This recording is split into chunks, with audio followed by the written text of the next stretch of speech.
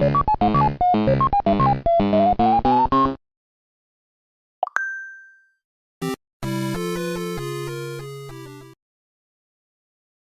selanjutnya yaitu qada dan qadar.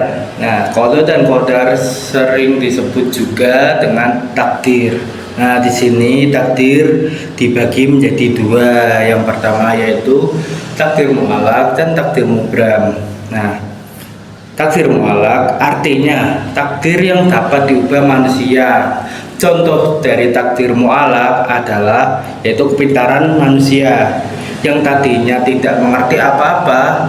Karena dia belajar, maka dia akan berubah menjadi pintar. Nah, selanjutnya yaitu ada takdir mubram. Nah, takdir mubram yaitu takdir yang tidak dapat diubah manusia.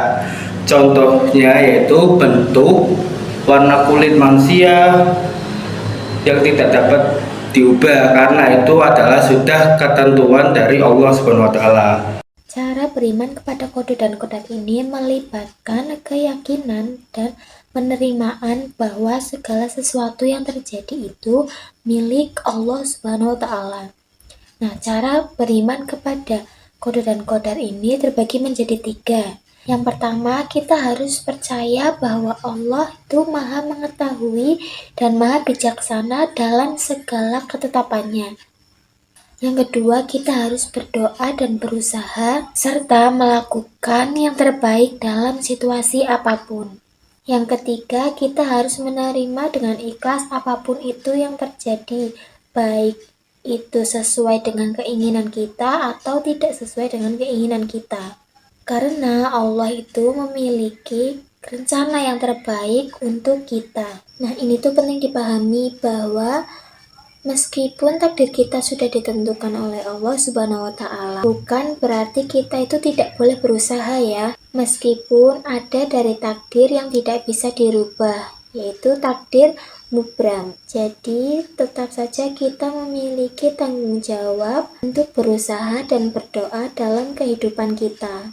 Nah, oleh karenanya kita harus tetap berusaha untuk mencapai cita-cita kita. Nah, contohnya apabila kalian ingin menjadi dokter, maka kalian harus rajin belajar. Kemudian setelah berusaha, kita harus bertawakal kepada Allah Subhanahu wa taala dan menyerahkan segala sesuatu kepadanya. Perlu diingat, Allah Subhanahu wa taala ini memiliki rencana yang terbaik untuk hambanya, sebagaimana disampaikan dalam Quran surat Al-Hadid.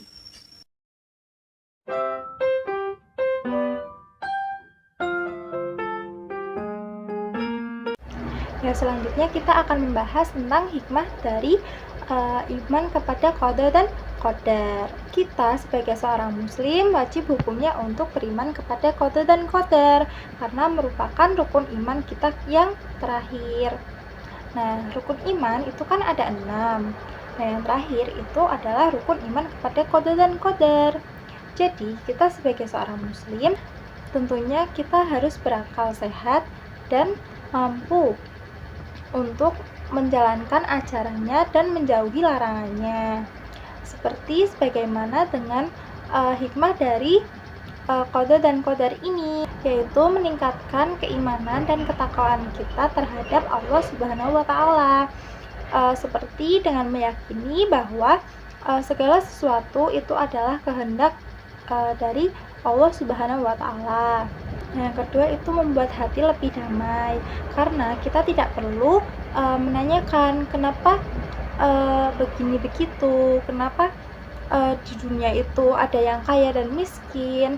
Nah, semuanya itu sudah tercantum pada catatan atau tulisan di dalam Lauh Mahfuz. Padahal semua itu sudah ada jawabannya di dalam rukun iman, yaitu semua atas kehendak Allah. Jadi kita harus menerima dengan lapang dada. Nah, kemudian dapat memotivasi kita untuk berdoa dan tetap berusaha. Nah, kita sebagai seorang muslim itu meskipun kita percaya bahwa segala sesuatu itu merupakan ketetapan Allah, kita harus tetap berdoa dan berusaha, karena dengan usaha yang maksimal kita akan mendapatkan apa yang kita mau, apa yang kita cita-citakan. Jadi tetap berdoa dan semangat untuk berusaha dan ikhtiar. Jangan lupa dengan diiringi berdoa kepada Allah Subhanahu wa Ta'ala. Mungkin itu saja hikmah dari rukun iman.